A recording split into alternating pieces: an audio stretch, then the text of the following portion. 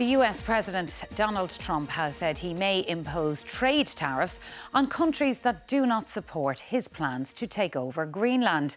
The move comes as a senior Democrat senator who's part of a cross-party delegation visiting Copenhagen today has said millions of Americans are deeply concerned about the president's intentions for the island. For Greenlanders, it was another day in the spotlight as the wrangling over the future of their island continues. A group of US senators travelled to Copenhagen to meet with the Danish and Greenland PMs. The message they brought was a simple one. I'm here today because millions of Americans are deeply concerned about the recent rhetoric of the United States taking over Greenland, either buying it or using military force. But back in DC, President Trump is showing no signs of changing his mind. Indeed, it seems he's doubling down and warning others could be dragged into this affair if they don't support him. And I may do that for Greenland too. I may put a tariff on countries if they don't go along with Greenland, because we need Greenland for national security, so I may do that. The threat of tariffs, his special envoy today, was talking up the chances of Greenland coming under US control.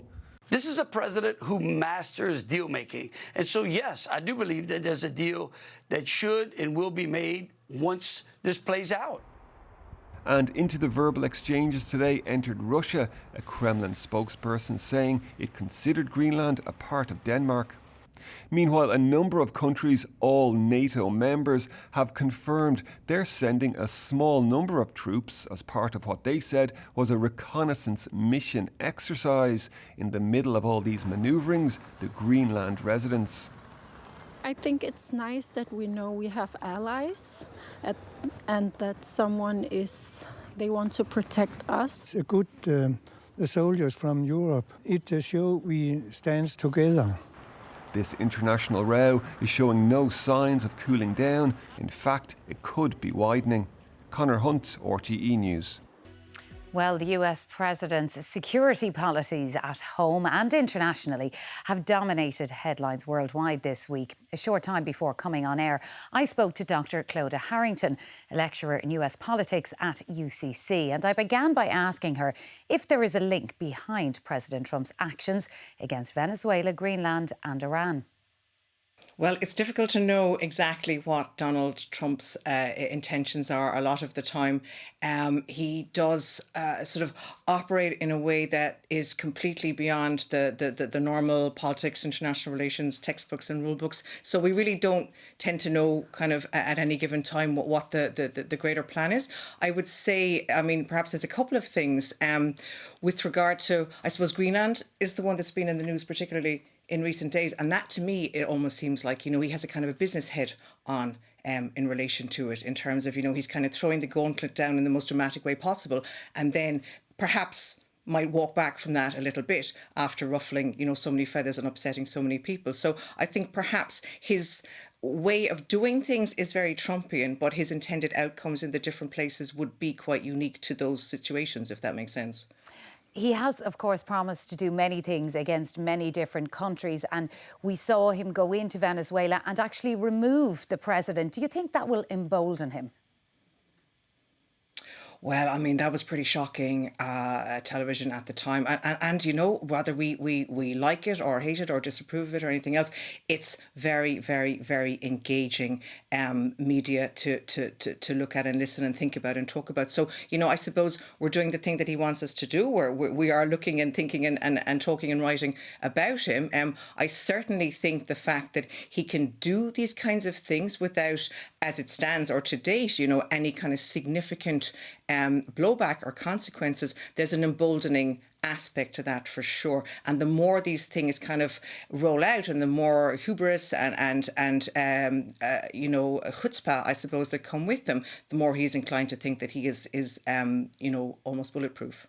Politically. At home, of course, immigration is a cornerstone of his presidency, and we have seen protests all over the United States this week in reaction to the ICE crackdown and the shooting of Renee Good last week. Does he run the risk of alienating people? Because when people see ICE officers operating on their doorstep as opposed to an immigration policy happening on a distant border, is it different? I think it is becoming different, and it has become different, to be honest. There's quite a different sort of narrative, and there's quite a different look and feel to this phase of things, if you like. I mean, you know, he campaigned both times, actually, or each time that he ran for office on immigration very successfully, very forcefully, and for a lot of people who, you know, would be Republican supporters, they liked what they heard and they want something to be done. They didn't think that President Biden was particularly up to the job in that regard. But however, I think, like, dealing with things on the southern border where there was genuinely a sort of a humanitarian and immigration crisis are quite different to the kinds of scenes that we've seen on the streets in US cities, Minnesota being the obvious one the past week. That has been shocking. And I think one could be a Conservative and or a Republican and or somebody who's concerned about immigration, but still really not want to see that sort of activity by ICE. He's almost a year in office, and some people might say that his biggest success has been having us all talking about the things he wants us to talk about. Would you agree with that? I would agree with that enormously, and I would think that, you know, if we cast our minds back to perhaps just right before Christmas, there was a lot of political heat on Donald Trump on a personal level in terms of activities and actions and associations in the past. They have all been pushed off the front page and been pushed out of the airwaves now, and we are talking about other things. Granted, far more important, substantial, internationally consequential things, but nonetheless, you know, he decides what it is that we talk about. And the thing is, I suppose that is worth noting is that the people at home probably really would just like a quieter life and, you know, a better, you know, standard of living and a more manageable cost of living, rather than these kind of constant dramas that are played out on the news every evening. Well, we have another 3 years of it for now. Dr. Clodagh Harrington, US politics lecturer in UCC, thank you for joining us on 6-1. Pleasure.